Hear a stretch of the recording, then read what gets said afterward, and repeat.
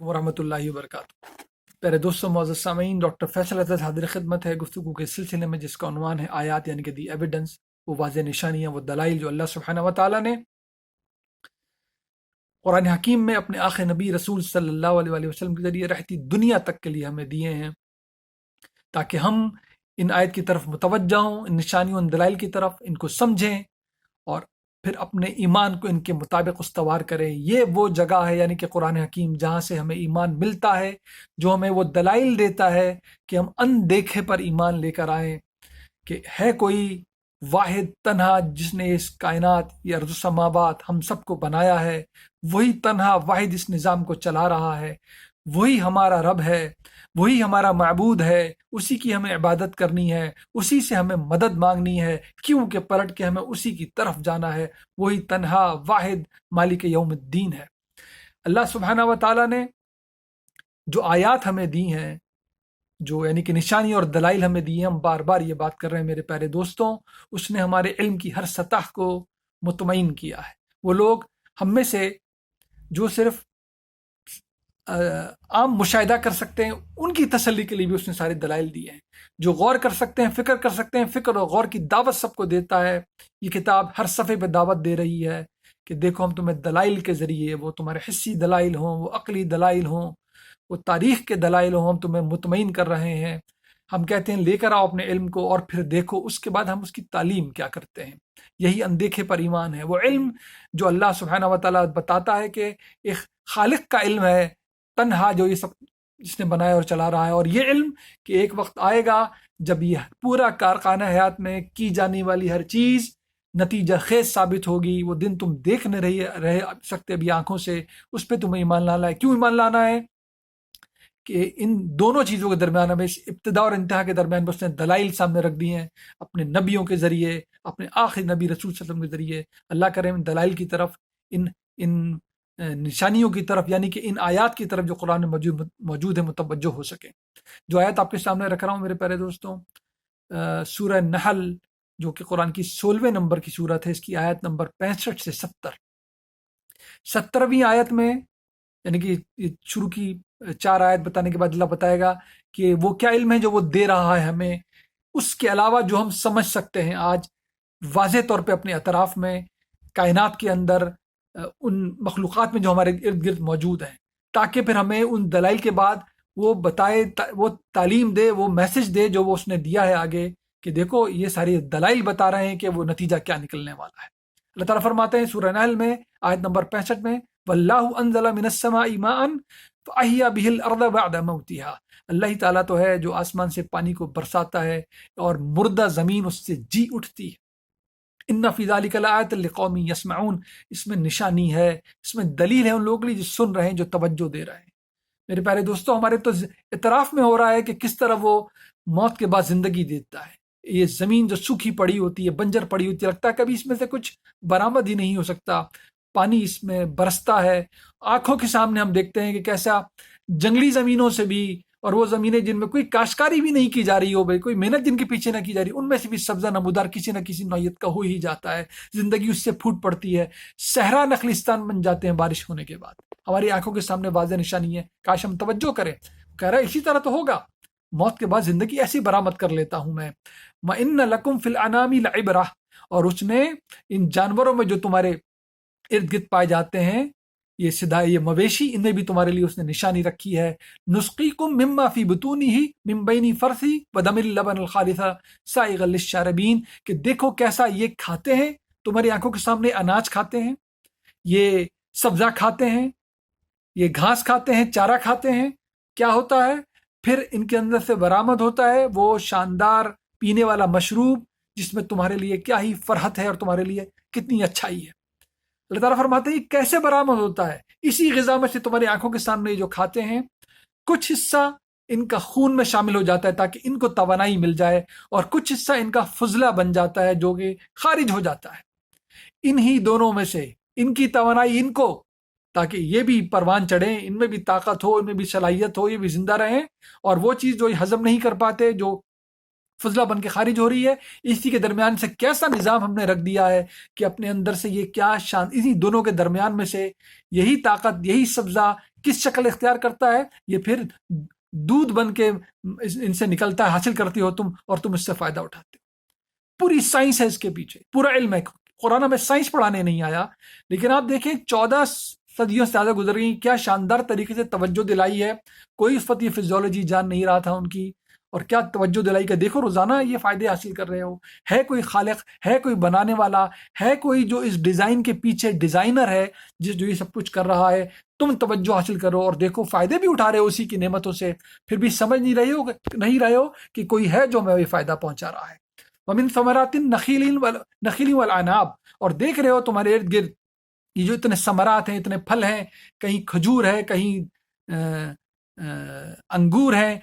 تَتَّخِذُونَ مِنْهُ سَكَرًا وَرِزْقًا حَسَنًا، ان سے تم اپنے لیے نشے کی چیزیں بھی بنا لیتے ہو. ظاہر وقت لوگ یہ کرتے تھے، آج بھی کرتے ہیں، اور اچھا رزق بھی حاصل کرتے ہو ان کے ذریعے. یہاں یہ بھی ہمیں ضمناً بتا دیا کہ یہ نشہ کبھی بھی اچھا رزق نہیں ہو سکتا.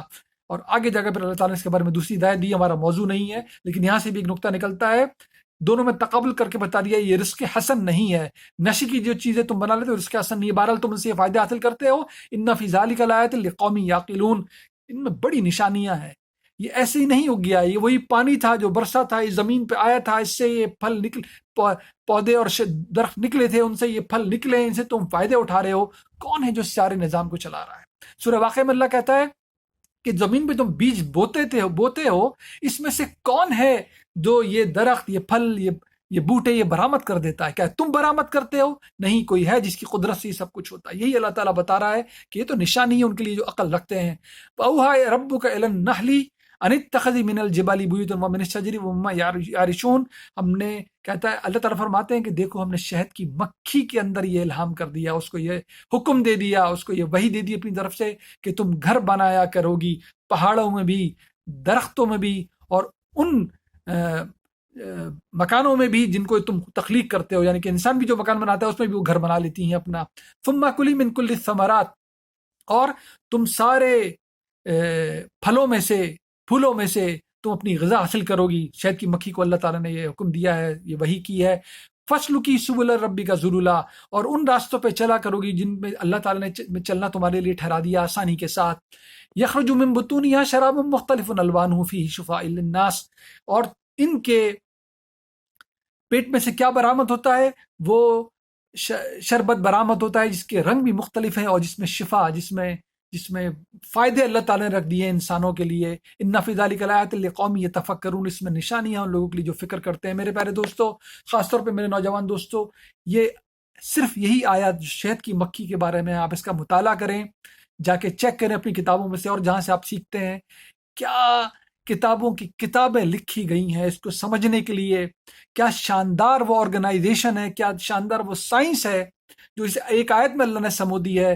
کیا لائف سائیکل ہے ہنی بی کی، شہد کی مکھی کی، کس طرح ان کی ایک انچارج ہوتی ہے، کس طرح وہ سارا نظام چل رہا ہوتا ہے، کیسے نیچے اس کے ورکرز، اس کے جو کام کرنے والے ہیں مکھیاں، وہ کام کرتی ہیں، کیسے ایک چھتے کو بنایا جاتا ہے، وہ کس آرگنائز شکل کا ہوتا ہے، ایک ایک سیل اس کا، ایک ایک خانہ اس کا کس منظم طریقے سے بنایا جاتا ہے، اس کو پھر اس میں شہد کو بھرا جاتا ہے، اس گھر کی پھر حفاظت کی جاتی ہے، اور پھر اس میں سے وہ شہد نکلتا ہے. پوری دنیا جس کا اعتراف کرتی ہے جی اس میں انسانوں کے لیے بہت فائدے ہیں. پوری انڈسٹری کی لاکھوں لوگ اس سے وابستہ ہوئے ہیں اس بات کو سمجھنے کے بعد کہ کیسے اس سے ہم فائدہ اٹھا رہے ہیں. لیکن یہ سمجھایا کس نے ہے؟ مکھی کے اندر یہ بات کس نے ودیت کی ہے؟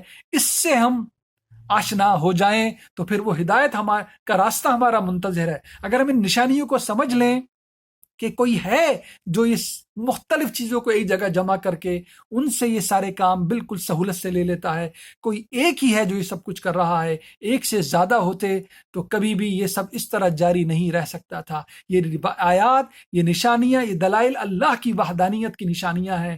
یہ علم بتا رہا ہے کہ دینے والا یقیناً اللہ کا نبی تھا، وہ اپنے پاس سے یہ باتیں نہیں کر سکتا تھا. کسی انسان کا علم نہیں تھا جو ہمیں 14 صدیاں زیادہ سے پہلے یہ بتا سکتا تھا کہ جانوروں کی اس طرح کی نوعیت ہے، وہ سبزہ کھاتے ہیں اور ان کے درمیان سے اس طرح دودھ برآمد ہو جاتا ہے، شہد کی مکھی اس طرح اپنے راستوں پہ چلتی ہے، اتنی آرگنائز کام کرتی ہے، ان کے پاس سے یہ چیز اس طرح حاصل ہوتی ہے، اس میں ہمیں فائدے ملتے ہیں، دیکھو تمہارے سامنے مردہ زمین زندہ ہو جاتی ہے بارش کے بعد، یہی سب کچھ تو تمہارے ساتھ بھی ہونے والا ہے، تمہیں بھیجا گیا ہے، بے غرض و غایت نہیں بھیجا گیا ہے، تمہارے اندر الہام کیا گیا ہے، چاہے تو سچ کو اپناؤ چاہے تو غلط راستے پہ چلو، دونوں صورتیں اس نے سامنے رکھ دی ہیں، اپنے نبیوں کے ذریعے اس نے ہدایت دے دی ہے، قرآن ہمارے ہاتھوں میں موجود ہے، اس پہ عمل کرنا ہے، نشانیوں پہ توجہ دینی ہے، ان آیات پہ غور کرنا ہے، ان کو سمجھنا ہے، ان پہ عمل کرنا ہے۔ کیوں میرے دوستوں؟ کیونکہ یہ بے غرض و غایت نہیں ہے، یہ اس لیے سب کچھ سنایا جاتا ہے، بتایا جاتا ہے تاکہ ہمیں وہ علم دے اللہ سبحانہ وتعالیٰ اپنے نبیوں کے ذریعے۔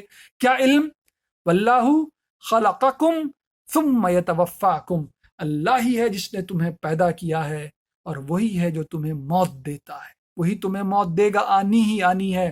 وَمِنْكُمْ مَنْ يُرَدُّ إِلَىٰ أَرْضِ الْعُمَرِ لِكَيْ لَا يَعْلَمَ بعد علم شیئا ان اللہ علیم قدیر، وہی تو ہے جو تمہیں عمر کے اس حصے میں لے جاتا ہے جہاں سب کچھ جاننے کے بعد ہی بھول جاتے ہو، وہ بہت علیم اور قدیر ہے۔ میرے پیارے دوستوں، سارے دلائل، ساری آیات قرآن میں جو کچھ بھی کہے گا، جو مثال بھی دے گا، وہ ہمیں متوجہ کر کے یہی بتائے گی کوئی ہے جو تمہارا بنانے والا ہے، تنہا کائنات کا بنانے والا ہے، اسی نے اپنے نبیوں کے ذریعے ہدایت جاری کی، ہدایت تمہارے پاس موجود ہے۔ کیوں کہ وہ دن آئے گا جب پلٹ کے جاؤ گے، اس دن کے آنے میں کبھی شک میں مبتلا نہ ہونا، اور اس بات کے بارے میں شک میں مبتلا نہ ہونا کہ اعمال کے بدلوں کے علاوہ وہاں پر کچھ ہونے والا ہے۔ وہ بہت رحمان ہے، وہ بہت رحیم ہے، اسی لیے اس نے ہدایت کا سلسلہ دیا، اس نے ہمیں اپنی کتابیں دیں، اس میں کھول کھول کے دو ٹوک انداز میں سارا علم ہمیں دلائل کی بنیاد پر دیا۔ یہی تو اس کی رحمانیت ہے، یہی تو اسی لیے تو وہ رحیم ہے، اور وہ کہتا ہے دیکھو میں تمہیں پورا موقع دے رہا ہوں، جو غلطی کی اس پہ ندامت کر لو، معافی مانگ لو۔